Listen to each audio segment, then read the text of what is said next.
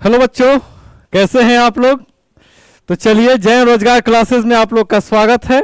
हम लोग क्लास आगे स्टार्ट करते हैं। फिजिक्स हम लोग पढ़ रहे हैं। फिजिक्स में हम लोग का आज जो कल लास्ट जो हमने चैप्टर पढ़ा था वो हमने पढ़ा था ग्रेविटेशन, और अब हमारा जो चैप्टर होगा ये चैप्टर है प्रेशर। तो हेडिंग डाल दीजिए प्रेशर, दाब। प्रेशर, दाब।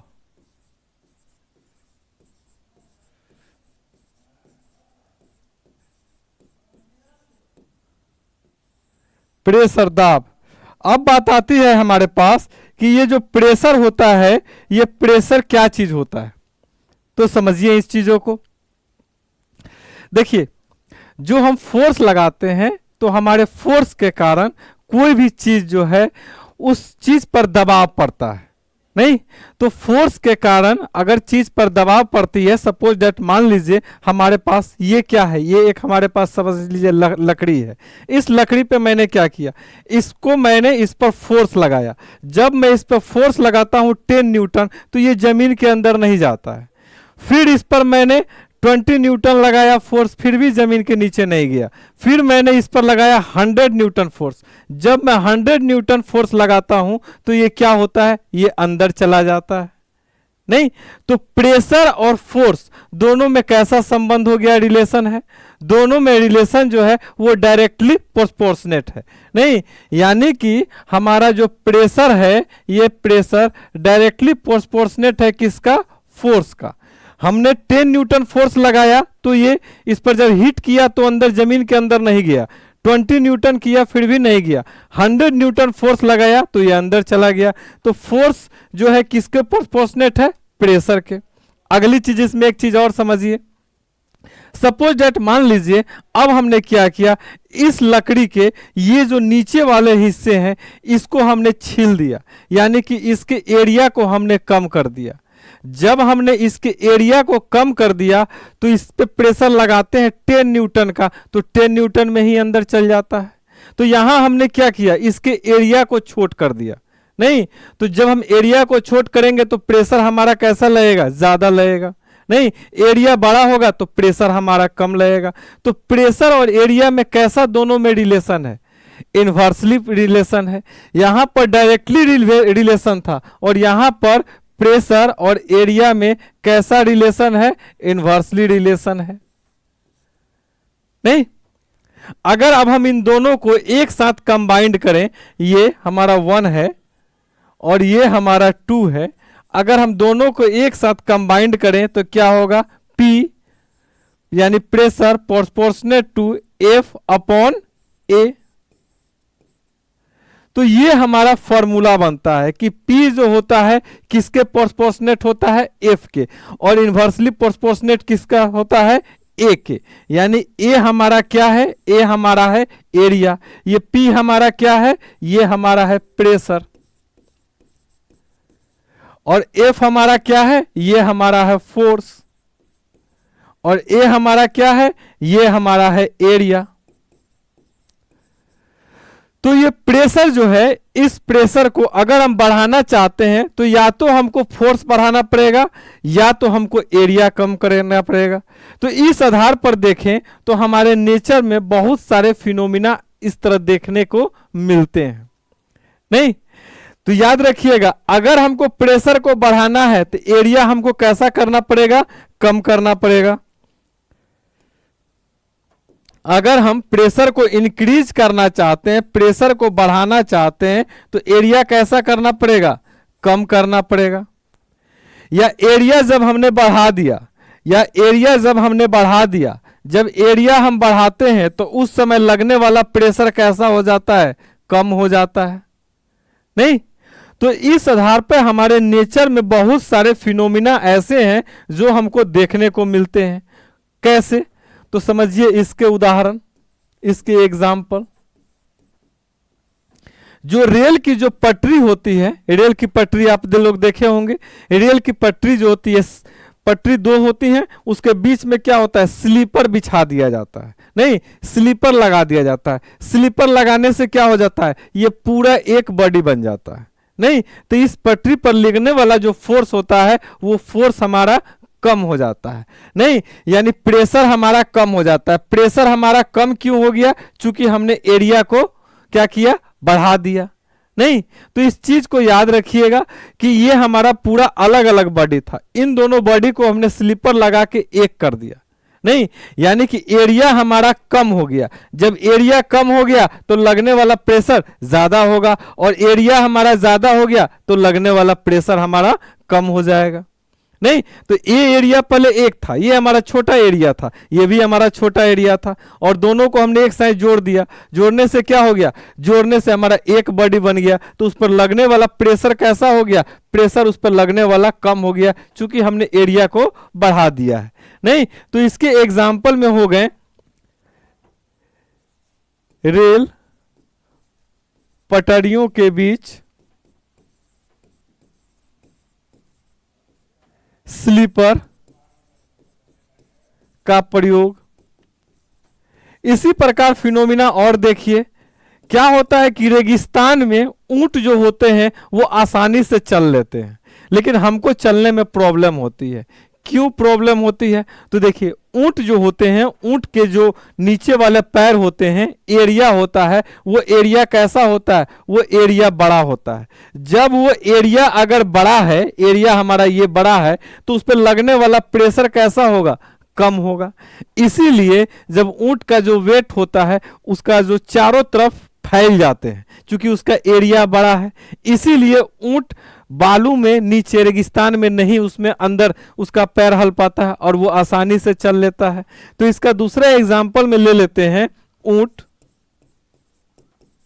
रेगिस्तान में आसानी से चलता है।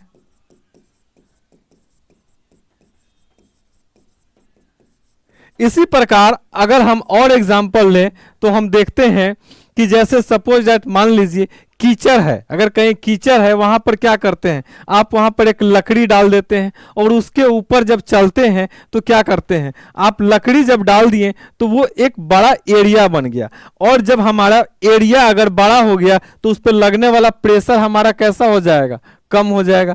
इसीलिए कीचड़ के ऊपर जब आप लकड़ी डालकर ऊपर चलेंगे तो उसमें आसानी से चल लेते हैं।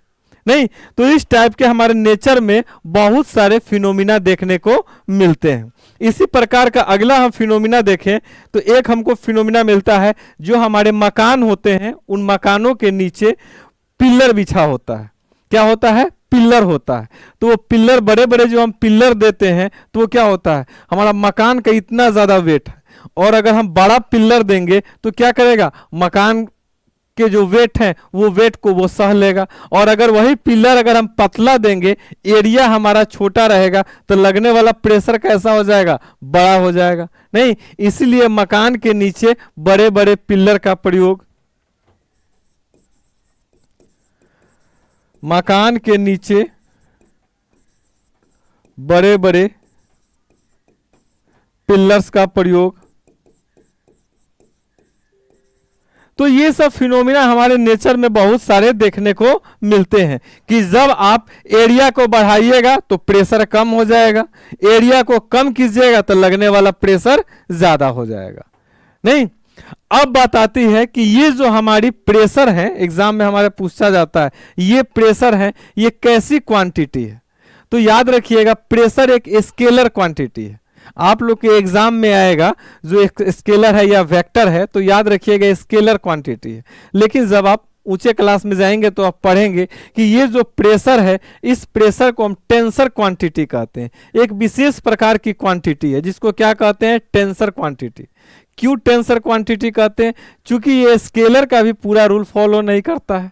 नहीं, लेकिन अगर देखा जाए दोनों में, अगर विकल्प में रहेगा स्केलर तो आप मारेंगे स्केलर क्वांटिटी है। तो ये हमारा जो प्रेशर है, ये प्रेशर कैसी क्वांटिटी है, क्वांटिटी, ये कैसी क्वांटिटी है, तो याद रखिएगा ये टेंसर क्वांटिटी है। अगर टेंसर न रहे तो हम क्या मारेंगे, स्केलर क्वांटिटी। स्केलर यानी अदिश राशि है, ठीक। अब बात आती है कि ये जो हमारा प्रेशर है, इस प्रेशर का जो हमने फॉर्मूला बनाया है, जो हमने यूनिट बनाया है, वो हमारा फॉर्मूला के अनुसार यूनिट क्या होगा, इसका एसआई यूनिट। एसआई यूनिट बनाइए। एसआई यूनिट जब हम बनाते हैं इसका, तो फोर्स का हमारा क्या होता है, न्यूटन, और एरिया का हमारा क्या होता है, मीटर पर स्क्वायर। तो इसको हम लोग क्या कहेंगे, न्यूटन पर मीटर स्क्वायर। अच्छा, इसके अलावा हमने एक दूसरा यूनिट भी बनाया है, जिसको हम क्या कहते हैं, पास्कल। दूसरी हमारी यूनिट क्या है, पास्कल। पास्कल, जिसको हम पी से डिनोट करते हैं। नहीं, ये हमारा क्या है, पास्कल। पास्कल जो थे एक वैज्ञानिक थे, साइंटिस्ट थे, जिन्होंने इस पर बहुत ज़्यादा वर्क किया है, काम किया है, जिसके अनुसार हमने इसका एक और यूनिट रखा, पास्कल। तो इसको आप न्यूटन पर मीटर स्क्वायर या आप क्या होगा, पास्कल, इसके दोनों यूनिट होते हैं। नहीं, चलिए, तो ये हमने समझा इस चीज़ों को कि प्रेशर आखिर होता क्या है। नहीं, किसी भी चीज़ पर अगर फोर्स लगाते हैं और उसका एरिया है, तो इसको हम कह सकते हैं force per unit area. Force per unit area के यानी एकांक क्षेत्रफल पर लगने वाला बल। नहीं, तो इसको हम एक लाइन में लिखना चाहें तो इसको हम लिख सकते हैं एकांक क्षेत्रफल पर लगने वाले बल। एकांक क्षेत्रफल पर लगने वाले बल। एकांक क्षेत्रफल पर लगने वाले बल। एकांक क्षेत्रफल पर लगने वाले बल, इसको हम क्या कहते हैं, इसको हम कहते हैं दाब, प्रेशर।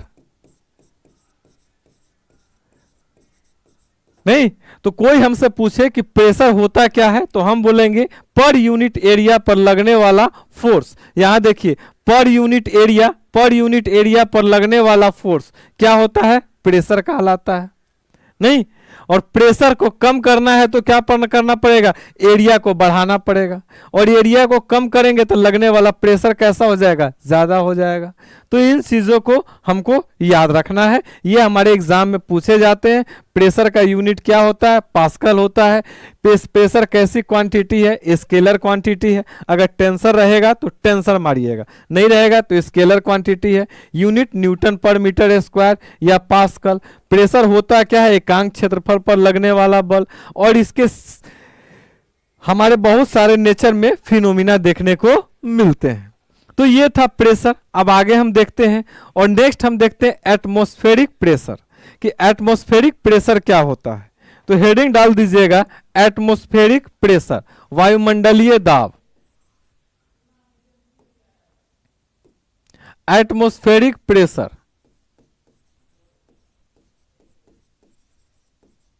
एटमॉस्फेरिक प्रेशर, वायुमंडलीय दाब।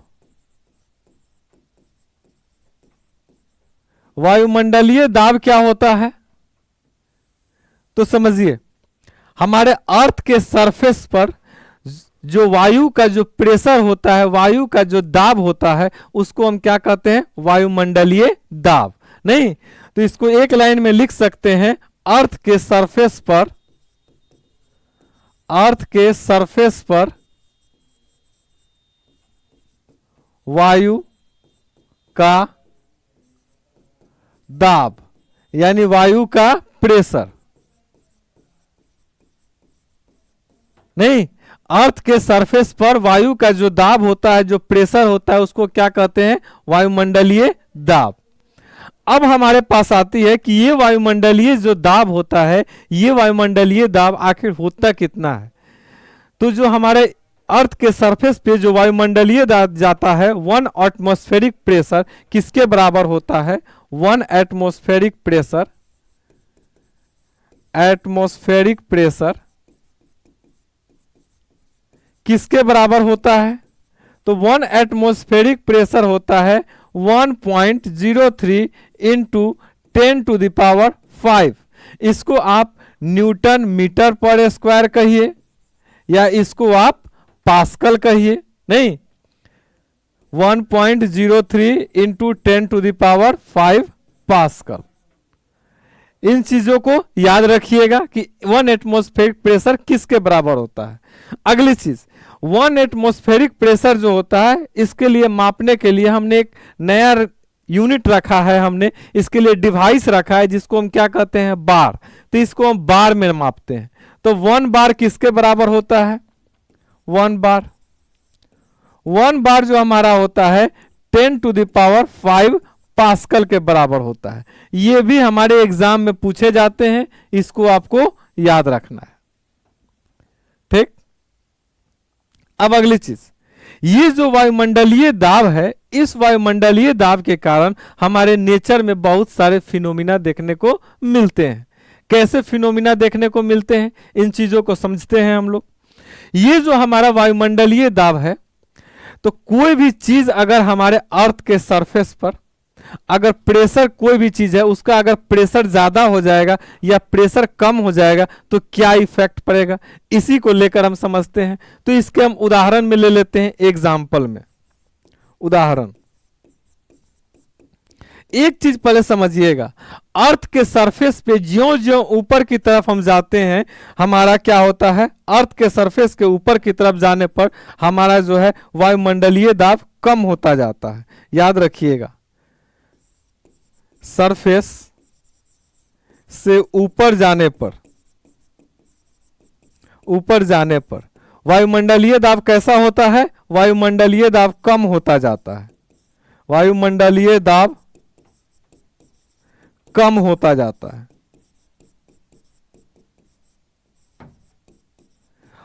और वायुमंडलीय दाब कम होते जाता है, जिसके कारण हमारे नेचर में बहुत सारे फिनोमिना देखने को मिलते हैं। कौन कौन से फिनोमिना देखने को मिलते हैं, जैसे अगर फाउंटेन पेन होता है, फाउंटेन पेन हमारे अर्थ के सरफेस पर है, ठीक, उसमें इंक हमारा है। जब उसको लेकर हम ऊपर वायुमंडल में ऊपर की तरफ जाएंगे, हवाई जहाज में जाएंगे, तो क्या होता है, हमारे पेन से वो उसमें जो इंक भरा होता है वो इंक रिसने लगता है, गिरने लगता है। ऐसा क्यों, चूंकि देखिए नीचे का प्रेशर, हम अर्थ के सरफेस पर थे तो प्रेशर हमारा इक्वल था, ठीक। अब जैसे हम ऊपर गए तो हमारा ऊपर का एटमॉस्फेरिक प्रेशर कम हो गया, नहीं, कम हो जाता है। एटमॉस्फेरिक प्रेशर जब कम हो जाएगा तो जिसके कारण उसमें से स्याही बाहर निकलने लगेगा। तो इसी के आधार पर याद रखिएगा, फाउंटेन पेन से स्याही बाहर निकलना नहीं। इसका और उदाहरण देखिए, जब आप अर्थ के सरफेस से ऊपर जब आप पहाड़ पर जाते हैं तो क्या होता है, हमारे नाक से खून गिरने लगता है। ऐसा क्यों, क्योंकि अर्थ के सरफेस पर है, बाहर का जो वायुमंडलीय दाब है और हमारे अंदर के जो ब्लड हैं, जो ब्लड वेसल्स हैं, उसके अंदर जो ब्लड है उनका प्रेशर दोनों के इक्वल है, तो वो शरीर के अंदर है, नहीं। हालांकि थोड़ा सा ज्यादा होता है वायुमंडलीय दाब से, अगर ज्यादा नहीं होगा तो क्या होगा, वो अंदर की तरफ दब जाएंगे, नहीं, तो उस समय हमारे नाक से खून निकलने लगेगा। अब देखिए क्या होता है, अब हम जैसे जैसे ऊपर की तरफ गए तो ऊपर का प्रेशर कम हो गया।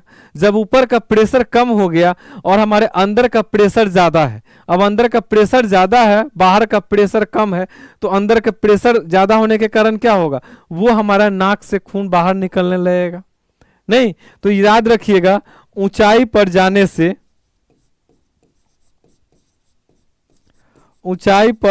से नाक से खून निकालना, तो ये हमारे किसके उदाहरण हो गए, ये हमारे वायुमंडलीय दाब के उदाहरण हो गए।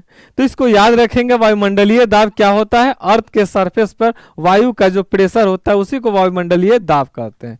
1 एटमॉस्फेरिक प्रेशर, वायुमंडलीय दाब जो होती है उसको किसमें मापते हैं, एटमॉस्फेरिक प्रेशर में मापते हैं। हमारा 1 एटमॉस्फेरिक प्रेशर कितना होता है, 1.03 इंटू 10⁵ न्यूटन पर मीटर स्क्वायर, या न्यूटन पर मीटर स्क्वायर के जगह पर हमने दूसरा एक यूनिट लिया है मापने का, उसको हम क्या कहते हैं, पास्कल, नहीं।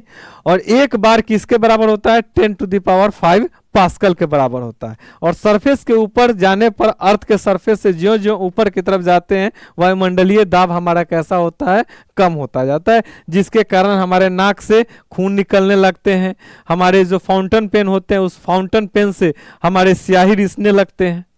नहीं, चलिए, तो ये हमारा था वायुमंडलीय दाब। अब ये जो हमारा वायुमंडलीय दाब है, वायुमंडलीय दाब को मापते कैसे हैं? तो वायुमंडलीय दाब को मापने के लिए हमने एक डिवाइस यूज किया है। वो हमारा डिवाइस क्या है? वो है बैरोमीटर। तो वायुमंडलीय दाब किसके द्वारा मापा जाता है? तो याद रखिएगा, वायुमंडलीय दाब बैरोमीटर द्वारा मापा जाता है। वायुमंडलीय दाब बैरोमीटर, बैरोमीटर द्वारा मापा जाता है।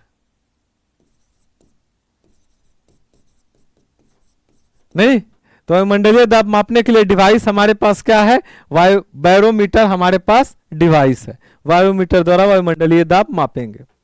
अगली चीज, अब ये जो हमारा बैरोमीटर है, ये बैरोमीटर अगर इसका जो रीडिंग जो है, इसकी रीडिंग अगर तुरंत अगर नीचे की तरफ गिरने लगे तो उस समय क्या होगा?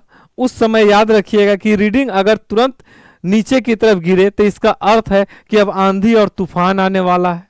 नहीं, इसका रीडिंग जब धीरे धीरे नीचे की तरफ गिरे तो इसका मतलब है कि वर्षा होने वाली है। नहीं, और इसका रीडिंग यानी पाठ्यांक इसका जब धीरे धीरे ऊपर की तरफ उठे तो इसका अर्थ क्या बनता है? इसका अर्थ होता है कि मौसम साफ होने वाली है। नहीं, तो इन चीजों को लिख लेते हैं, नोट कर लेते हैं।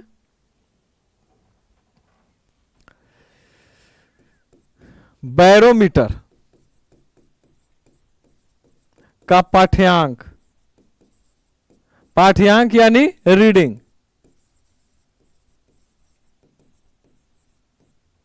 अचानक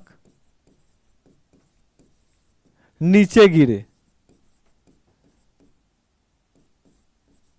तो उस समय क्या अर्थ बनता है? आंधी और तूफान, आंधी और तूफान आने वाला है। नहीं, और अगला, बैरोमीटर का पाठ्यांक यानी रीडिंग धीरे धीरे नीचे गिरे, धीरे धीरे नीचे गिरे, उस समय हमारा क्या अर्थ बनता है? उस समय बारिश होने वाली होती है। नहीं, वर्षा की संभावना।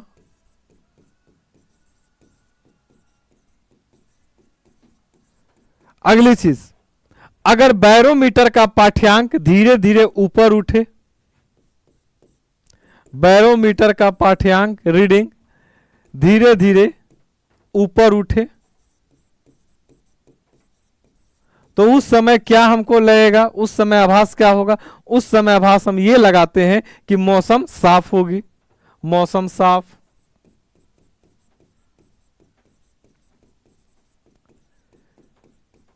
नहीं, तो इन चीजों को हमको याद रखनी है, बातों को। तो हमने समझ लिया कि हमारा वायुमंडलीय दाब क्या होता है। वायुमंडलीय दाब को हम बैरोमीटर से मापते हैं और बैरोमीटर में विभिन्न प्रकार की, यह पाठ्यांक नीचे गिरे तो क्या होगा, अचानक नीचे गिरे तो क्या होगा, और धीरे धीरे ऊपर उठे तो उस स्थिति में क्या होगा। नहीं, चलिए अब हम आगे बढ़ते हैं और इसमें देखते हैं हम द्रव में दाब, द्रव में दाब।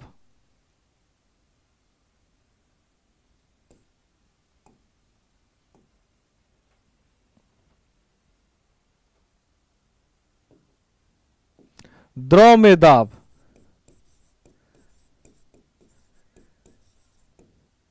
द्रव में हमारा जो दाब होता है उस दाब को हम मापना चाहते हैं, उसको हम मेजर करना चाहते हैं कि द्रव में आखिर दाब होता है तो दाब कितना होता है और उसका हम मेजर कैसे करेंगे। नहीं, तो समझिए इसको। ये हमारे पास, मान लीजिए हमारे पास एक कंटेनर है। इस कंटेनर में क्या है? इस कंटेनर में हमारे पास वाटर है। नहीं, अब इस कंटेनर में हमारे पास वाटर है और इसका हम मेजरमेंट करना चाहते हैं कि इसमें प्रेशर कितना होगा। तो इसका प्रेशर हम कैसे निकालेंगे? इसका प्रेशर हम निकालना चाहेंगे तो इसका प्रेशर के लिए हमारे पास फॉर्मूला होता है H रो जी। नहीं, लेकिन हम ये करना चाहते हैं कि आखिर इसका फॉर्मूला बनता कैसे है।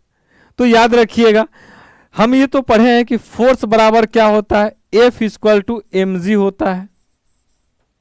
नहीं, force F equal to M A होता है ना, तो एम ए किसके लिए होगा, ए होता है एक्सेलरेशन के लिए, और ग्रेविटी के लिए होता है जी, जो हमने लास्ट क्लास में पढ़ा है। तो F equal to M G होता है। नहीं, तो ये हमारा एम हमारा क्या है, मास है, ये हमारा क्या है, मास है, मास इंटू जी है। अब अगर हम मास को तोड़ना चाहें तो मास किसके बराबर होता है, तो हमको इतना पता है कि मास जो होता है, मास बराबर होता है वॉल्यूम इनटू डेंसिटी। नहीं, volume into density, volume into density into g. नहीं, अब हमको पता है कि वॉल्यूम का फॉर्मूला, वॉल्यूम किसके बराबर होता है। नहीं, तो वॉल्यूम जो होता है ये हमारा होता है एरिया इनटू हाइट। हाइट हम मान लेते हैं, इसकी हाइट कितनी है, इसकी हाइट हमने मान लिया h है, तो area into height into density into g. नहीं, अब हम क्या करते हैं, ये जो हमारा फोर्स है, इस फोर्स के नीचे एरिया को हम इधर लेकर चले आते हैं, तो ये क्या बनता है, force upon force upon area equal to H into, ये हमारा जो डेंसिटी है, डेंसिटी हम मान लेते हैं वाटर का, चाहे कोई भी लिक्विड है उसका डेंसिटी कितनी है, रो।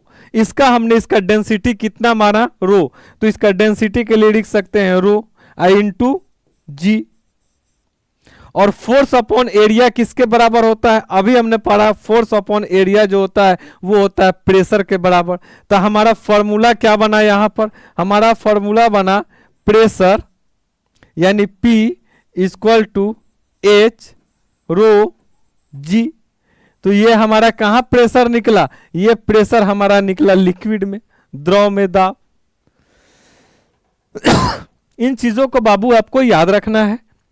नहीं, कभी कभी ऐसा होता है कि छोटे मोटे हल्के थोड़े बहुत न्यूमेरिकल पूछ देते हैं, आपका प्रेशर H का मान दे देगा, इतना हाइट है, रो का मान दे देगा, इतना उसका डेंसिटी है, और G का मान 9.8 होता है, और ये तीनों को जो आप मल्टीप्लाई करेंगे तो क्या निकलेगा, हमारा प्रेशर निकलेगा। नहीं, चलिए अब ये समझिए, इसके बाद हमको जो पढ़ना है वो है पास्कल लॉ। तो हेडिंग डाल दीजिए पास्कल्स लॉ, पास्कल्स लॉ।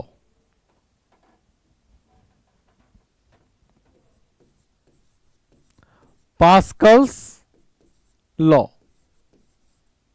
नहीं, ये पास्कल जो लॉ होता है, ये पास्कल लॉ क्या कहता है, तो ये कहता है किसी लिक्विड में प्रत्येक पॉइंट पर लगने वाला बल समान होगा। समझाते हैं इसको, किसी लिक्विड में, किसी लिक्विड में प्रत्येक पॉइंट पर लगने वाला बल समान होगा।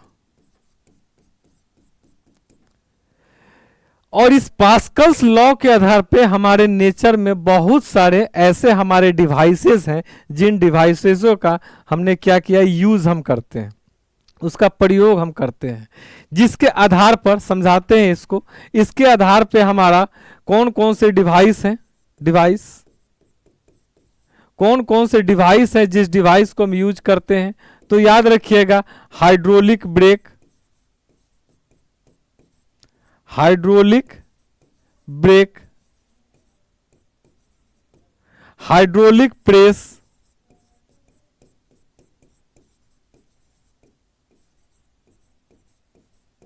नहीं, हाइड्रोलिक प्रेस, हाइड्रोलिक ब्रेक। और इसी के आधार पे अगला एग्जांपल हम ले लेते हैं हाइड्रोलिक लिफ्ट,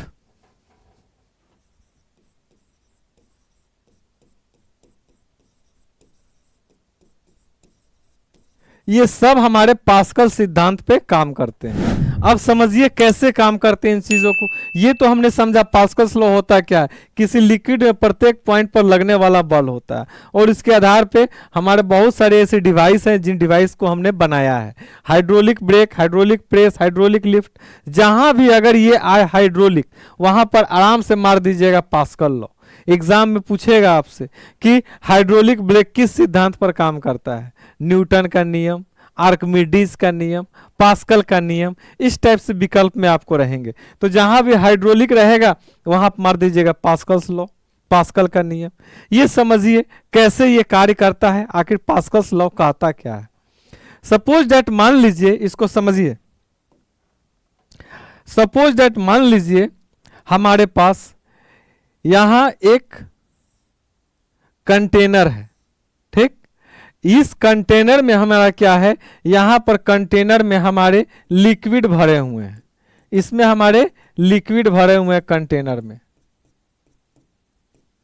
और ये जो कंटेनर है, ये कंटेनर में यहां पर ये एक ऐसे लगा होता है, जिस तरह आपने पिचकारी देखा है ना, सेम पिचकारी की तरह है ये, नहीं, और ये पिचकारी की तरह है, जिस तरह पिचकारी में ये इसका वाशर देखें, जिस तरह वाशर होता है सेम वैसा ही है।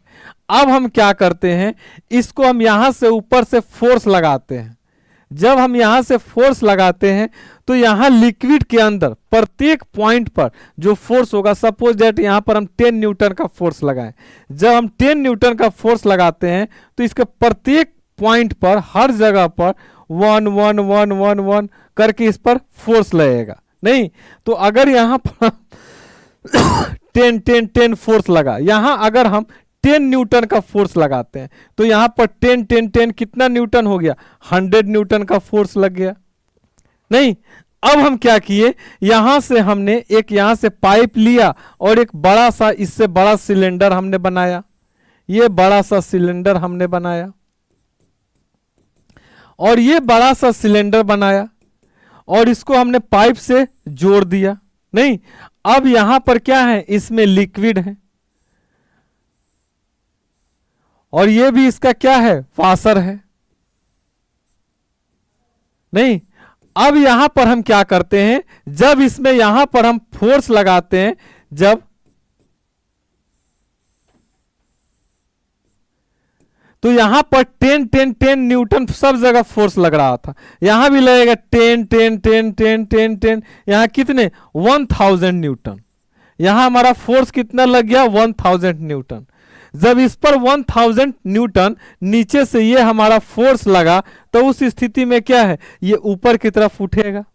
जब ये ऊपर की तरफ उठेगा तो यहां आप बड़ा सा कार रख दीजिए या बाहर बड़ा सा ट्रक रख दीजिए, वो क्या करेगा, ये इसको ऊपर की तरफ उठा देगा, नहीं। तो ये होती है हमारी hydraulic press, hydraulic brake, hydraulic lift. तो ये अभी हमने उदाहरण लिया हाइड्रोलिक लिफ्ट का, ये हमारा किसका उदाहरण था, हाइड्रोलिक लिफ्ट का, नहीं। चलिए अगली चीज हम उदाहरण ले लेते हैं, हाइड्रोलिक प्रेस। हाइड्रोलिक प्रेस क्या होता है, तो समझिए, जैसे एग्जांपल में अगर मान लीजिए हमारे बड़े बड़े शिप होते हैं, और शिप में क्या होते हैं, बाहर से अगर मान लीजिए कॉटन मंगाना है, कॉटन अगर मंगाना है तो वो कॉटन अगर हम शिप पर ला देंगे तो क्या होगा, वो शिप पर तुरंत भर जाएगा, नहीं। और हम चाहते हैं कि अधिक से अधिक कॉटन लाने के लिए, तो कॉटन को क्या करना पड़ेगा, हमको दबाना पड़ेगा, नहीं। तो कॉटन को दबाने के लिए क्या करते हैं, इसी चीज का हम यूज करते हैं, नहीं। अब हमने क्या किया, ये हमारा है, इसको हमने ऐसे ही रहने दिया और इसको हमने पलट दिया, नहीं। ये जो हमारे पास है,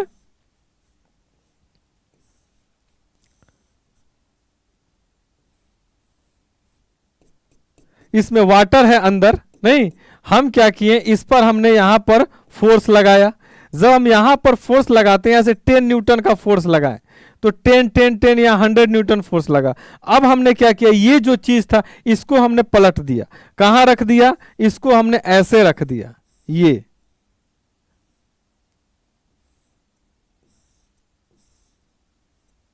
और हमने क्या किया, इसको हमने ऐसे जोड़ दिया, नहीं। अब इसके अंदर लिक्विड है, इसके अंदर भी क्या है, लिक्विड है। अब ये इसका क्या है, इसको हम कहते हैं क्रॉस सेक्शन एरिया। याद रखिएगा ये क्या कहलाता है, cross section area, cross section area. तो यहां पर हमारा क्रॉस सेक्शन एरिया कैसा है, छोटा है, नहीं, यहां पर हमारा क्रॉस सेक्शन एरिया कैसा है, बड़ा है। अब इसको जब ऐसे हम धरकर जब यहां से जब इस पर फोर्स लगाएंगे तो ये क्या करेगा, यहां से फोर्स इस पर लगेगा और ये नीचे की तरफ जाएगा, कितना, 1000 न्यूटन, 1000 न्यूटन, 1000। यहां हमने 10 फोर्स लगाया, यहां 100 फोर्स लगा और यहां जाकर कितना फोर्स हो गया, 1000 फोर्स हो गया। तो इतना फोर्स से जब वो ऊपर से रुई को दबाएगा तो रुई उसके बाद क्या होगा, रुई उसके बाद अंदर की तरफ, नीचे की तरफ चला जाएगा, नहीं। तो ये हो गया हमारा पास्कल्स लॉ। तो पास्कल्स लॉ के सिद्धांत के आधार पर हमने देखा हाइड्रोलिक लिफ्ट पहले हमने देखा, ये हमने देखा हाइड्रोलिक प्रेस भी हमने देख लिया। अगली चीज हाइड्रोलिक ब्रेक। हाइड्रोलिक ब्रेक क्या होता है, तो आप देखते होइएगा गाड़ी में जो ड्राइवर होते हैं, ड्राइवर के पैर के पास ब्रेक होता है, नहीं, और गाड़ी काफी स्पीड से चल रही है, 80 के 90 के 100 के स्पीड से गाड़ी चल रही है, और जैसे ही सामने ब्रेकर आया वो क्या करते हैं, पैर रखते हैं, उतनी स्पीड गाड़ी है, नहीं। तो यहां पर ये ड्राइवर के पैर के पास यहां पर ब्रेक है और यहां पर हमारा एक व्हील है, व्हील यहां से ये जुड़ा हुआ है। तो यहां पर इसने फोर्स लगाया, कितना फोर्स लगाया, यहां पर 10 न्यूटन फोर्स लगाया और यहां पर कितना फोर्स लगा, 1000 न्यूटन फोर्स लगा। इतना ज्यादा फोर्स लगा और इतना फोर्स लगने के कारण ये रुक गया। तो ये सब सिद्धांत ये आपसे नहीं पूछेगा लेकिन समझना जरूरी है। पास्कल्स लॉ क्या कहता है, पास्कल्स लॉ कहता है कि किसी लिक्विड में प्रत्येक पॉइंट पर लगने वाला बल कैसा होगा, समान होगा। इसके आधार सिद्धांत कौन कौन से हैं, इसके आधार पर हमारे device hydraulic brake, hydraulic press, hydraulic lift, नहीं।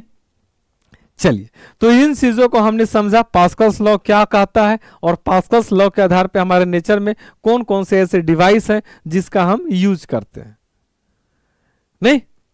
चलिए, अब इससे हम आगे बढ़ते हैं और समझिए प्रेशर का हमारे मेल्टिंग पॉइंट और बॉइलिंग पॉइंट पर क्या प्रभाव पड़ता है, नहीं। इफेक्ट ऑफ प्रेशर, हेडिंग डाल दीजिए, effect of pressure,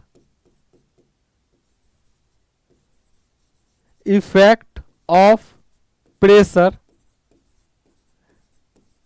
effect of pressure on melting point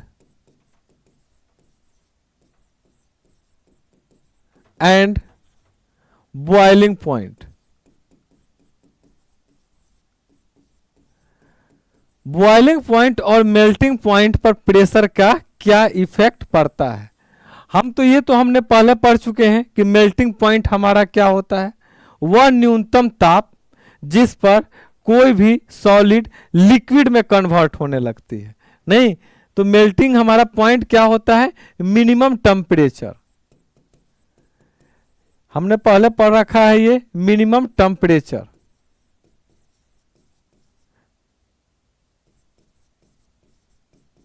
यानी न्यूनतम ताप जिस पर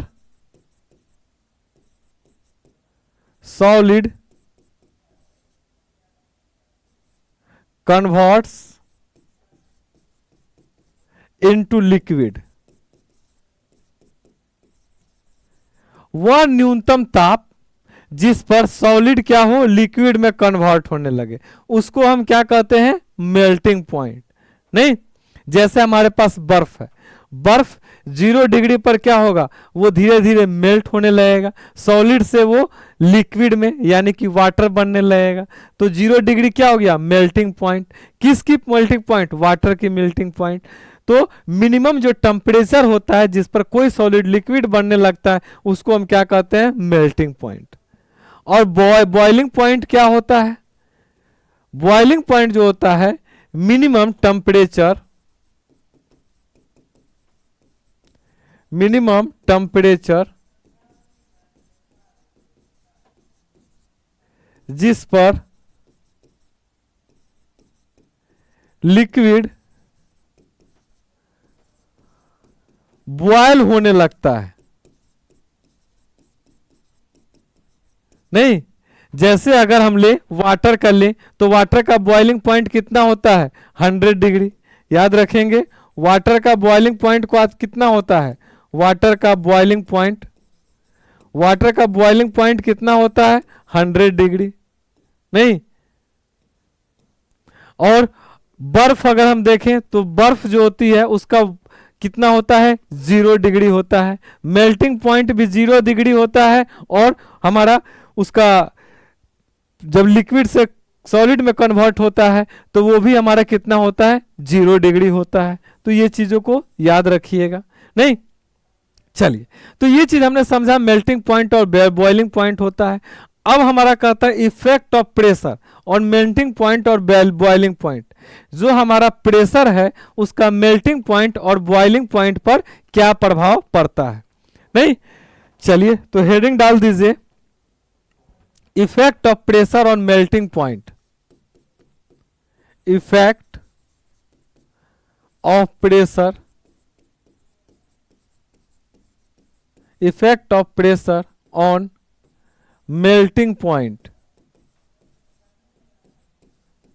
मेल्टिंग पॉइंट पर प्रेशर का क्या इफेक्ट पड़ता है, तो समझिए। तो मेल्टिंग पॉइंट जो हम देखते हैं उसको हम दो भागों में बांटते हैं। नहीं, तो ये जो हमारा मेल्टिंग है,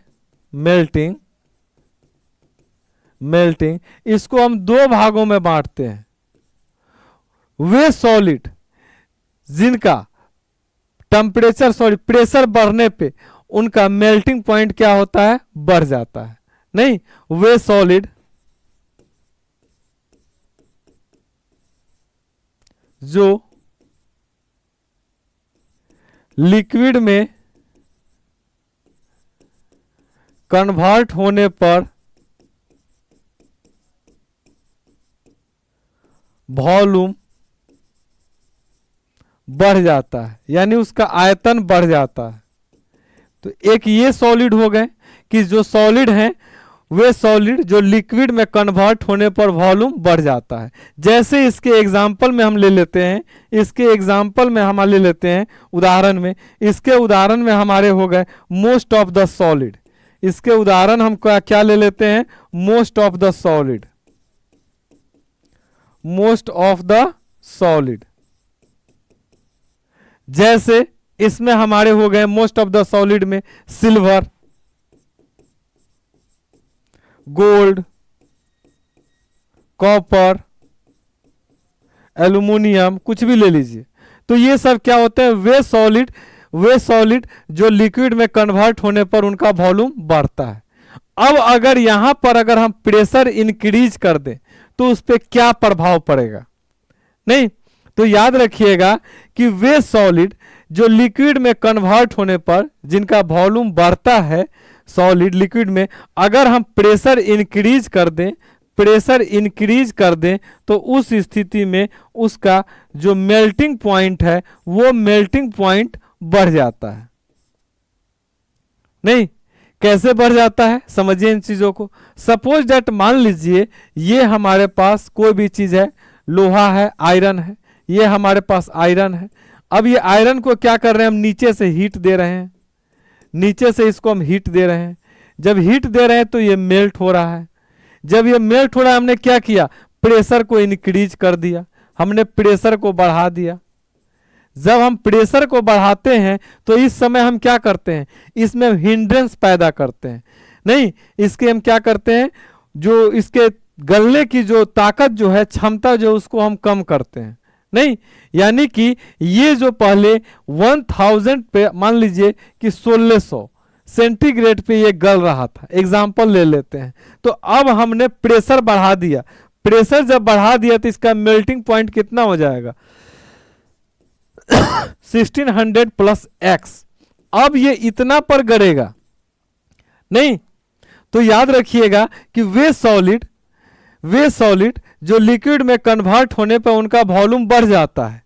नहीं, जैसे इसमें आते हैं मोस्ट ऑफ द सॉलिड आते हैं, अगर हम प्रेशर बढ़ा दें तो उसका मेल्टिंग पॉइंट क्या होगा, बढ़ जाएगा।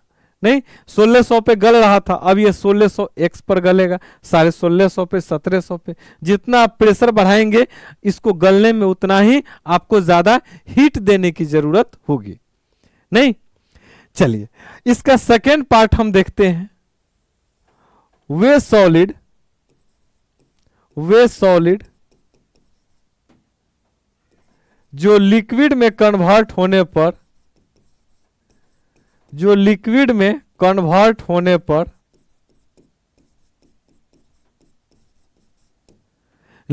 कन्वर्ट होने पर वॉल्यूम घटता है।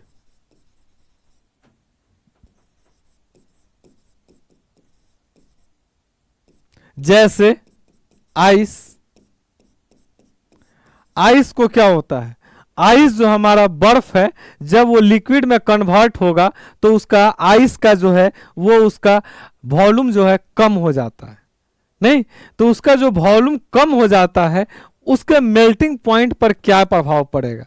तो याद रखिएगा कि जैसे आइस हो गया, अगर हम उस स्थिति में अगर हम प्रेशर को इंक्रीज कर देते हैं तो उसका मेल्टिंग पॉइंट जो है वो मेल्टिंग पॉइंट घटता है। नहीं, यानी कि वो जल्दी जल्दी गलेगा। मेल्टिंग पॉइंट घटने का अर्थ क्या है, वो जल्दी जल्दी गलेगा। सपोज दैट मान लीजिए ये हमारे पास एक स्टूल है, हमने यहां पर क्या किया है, यहां पर हमने एक आइस क्यूब को रखा है। अब हम क्या किए, ऊपर से यहां से धागा डालकर इसको यहां पर हम दो वेट लटका दिए। अब हम क्या देख रहे थे कि जो आइस था वो आइस जो पहले गल रहा था अब वो पहले की तुलना में और ज्यादा जल्दी जल्दी गलेगा। नहीं, ये और ज्यादा जल्दी क्या होगा, लिक्विड बनने लगेगा। तो याद रखिएगा कि वे सॉलिड जो लिक्विड में कन्वर्ट होने पर वॉल्यूम घटता है, जैसे हमारा आइस हो गए, अगर हम प्रेशर बढ़ा दें तो उसका मेल्टिंग पॉइंट कैसा होगा, उसका मेल्टिंग पॉइंट कम हो जाता है। नहीं, चलिए तो ये हमने देखा कि effect of pressure on melting point. अब अगली चीज हम देखते हैं effect of pressure on boiling point. तो हेडिंग डाल दीजिए effect of pressure on boiling point. Effect of pressure on boiling point.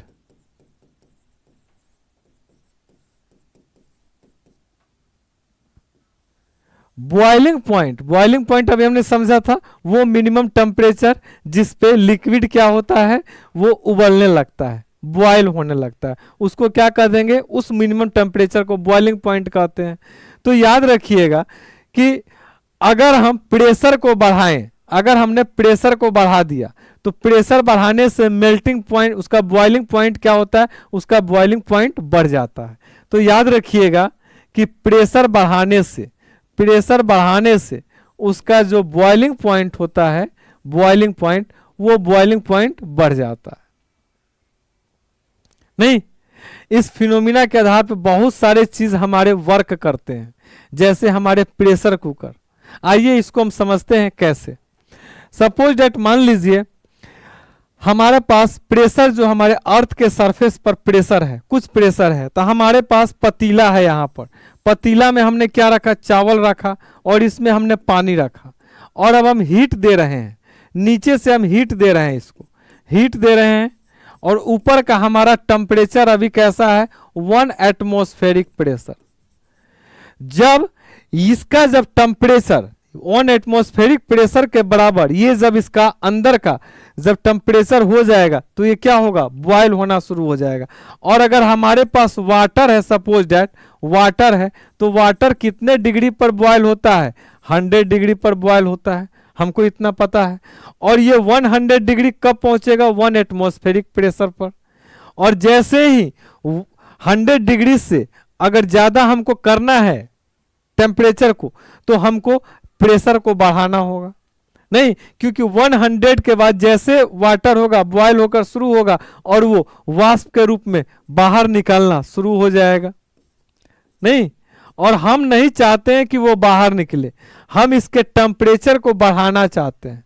और ये वाटर जो है, इसका टेम्परेचर 100 से ऊपर बढ़ ही नहीं रहा है, इसका टेम्परेचर क्यों नहीं बढ़ रहा है? क्योंकि बाहर का एटमॉस्फेरिक प्रेशर हमारा 1 एटमॉस्फेरिक प्रेशर है। तो अब हम क्या करते हैं, इसके लिए हम वाटर का टेम्परेचर, इसीलिए चूंकि हमारा खाना जब भी जल्दी बनेगा, कब बनेगा? जब ये वाटर जो है इसका जितना ज्यादा टेम्परेचर ये गेन करेगा उतना जल्दी खाना बनेगा।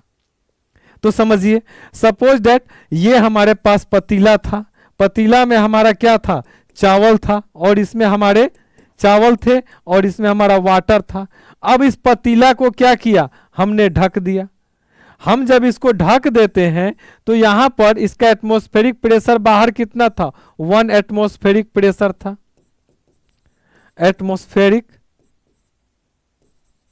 प्रेशर। अब हम जब इसको नीचे से जब हम हीट देते हैं, जब हम नीचे से हीट देते हैं तो इसमें क्या होता है? नीचे से यहां पर इसका 1 एटमॉस्फेरिक प्रेशर था, अब वाटर ऊपर की तरफ गया। जब वाटर की तरफ ऊपर की तरफ वाटर गया तो ये क्या हो गया? ये वाटर जाकर यहां पर जाकर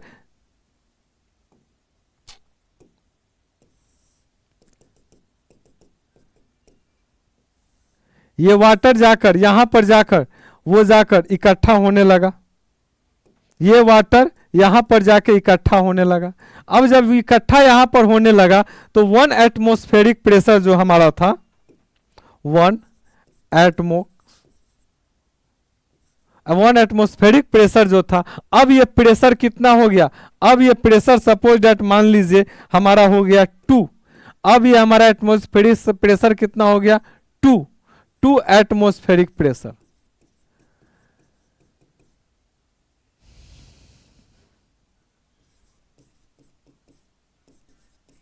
जब ये हमारा 2 एटमॉस्फेरिक प्रेशर हो गया ऊपर का, तो अब ये हमारा जो 100 डिग्री से ऊपर नहीं जा रहा था, अब ये कितना टेम्परेचर लेने लगा?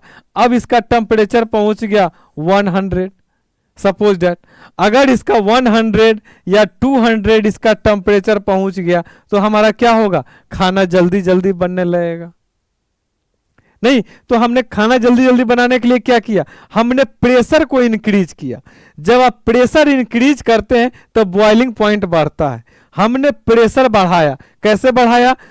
ऊपर का पहले तो 1 एटमॉस्फेयर प्रेशर था, हमने उसको ऊपर से ढक्कन लगा दिया। ढक्कन लगा दिया तो जिसके कारण ये जो वाटर ऊपर जा रहा था तो यहाँ पर जाकर इकट्ठा होने लगे।